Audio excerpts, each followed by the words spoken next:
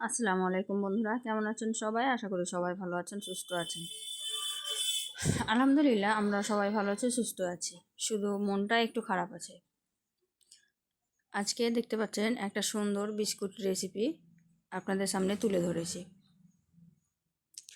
দুঃখজনক ঘটনা হচ্ছে যে আমি এই বিস্কুট রেসিপি যেদিন তৈরি করেছিলাম সেই দিনকে কিন্তু আরও বেশ দুখানা রেসিপি তৈরি করেছিলাম। রেসিপিগুলো সব খুব সুন্দর সুন্দর রেসিপি তৈরি করেছিলাম, যেগুলো মানুষের খুব কাজে লাগবে আর খুব চটজলদি তৈরি করা হয়ে যাবে, এরকমের রেসিপি আমি তৈরি করেছিলাম। তো তিনখানা রেসিপি আমার কি করে হারিয়ে গেছে আমি জানি না। গ্যালারিতে দেখছি একটাও ভিডিও আমার নাই। তো তার জন্য খুব দুঃখ লাগলো। যতটুকুই ছিল ততটুকুই তোমাদের সঙ্গে শেয়ার করার জন্য চলে এলাম।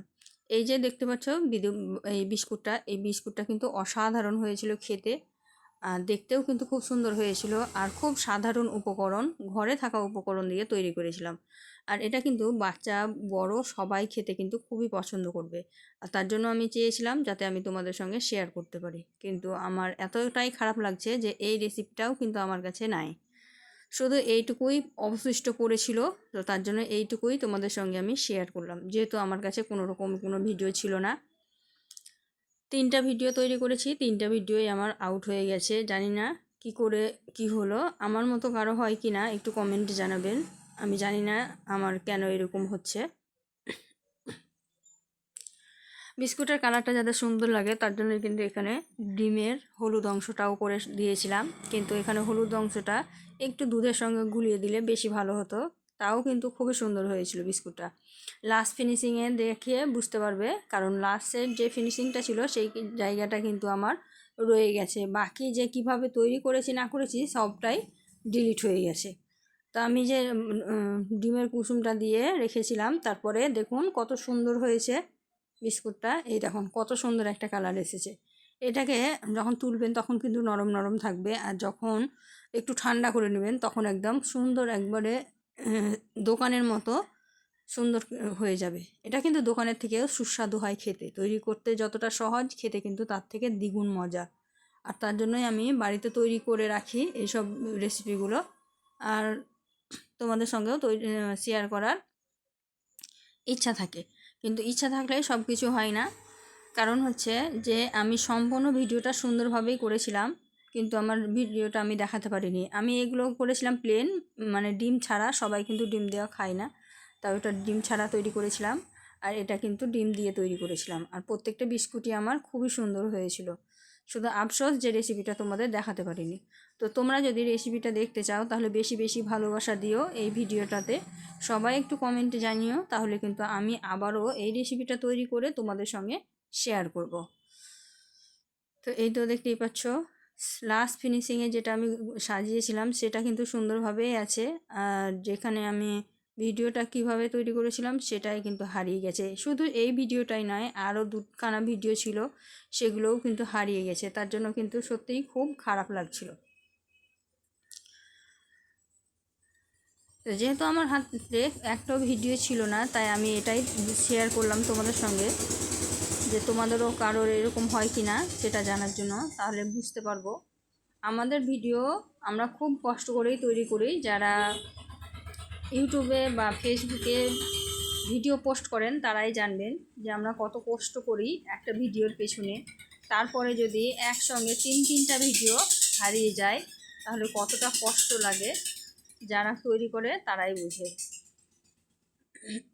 আমি দু রকমের বিস্কুট রেসিপি করেছিলাম, আর দু রকমের বিস্কুটটাই কিন্তু এখানে সুন্দরভাবে প্লেটে সাজিয়ে দিয়েছিলাম যাতে করে দেখতে সুন্দর লাগে, তার জন্য। এই তো দেখুন, একগুলো ছিল প্লেন ডিম ছাড়া আর একগুলো ছিল ডিম দেওয়া। কিছুটা গোল করেছিলাম, কিছুটা লম্বা করেছিলাম, যে যার ইচ্ছা মতন তৈরি করতে পারবেন।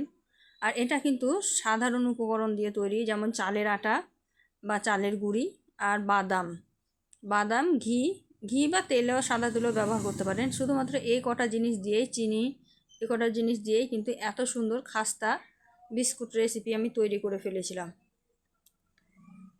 তো এটা দেখতেই পাচ্ছেন লাস্ট ফিনিশিং কত সুন্দর লাগছে দেখুন। আমার তো খুবই ভালো লাগছে দেখতে। আর এগুলো একদম খাস্তা ছিল, এটা এখনও গরম ছিল। দেখুন ভিতর থেকে দেখুন একটু কাঁচা ভাব নেই, কত সুন্দর হয়েছে বিস্কুটটা। আর খেতেও কিন্তু দুর্দান্ত হয়েছিল। এই তো ভেঙে দেখালাম। আর এটা কিন্তু কোনো রকমের জল ব্যবহার করিনি বিস্কুটটা তৈরি করাতে।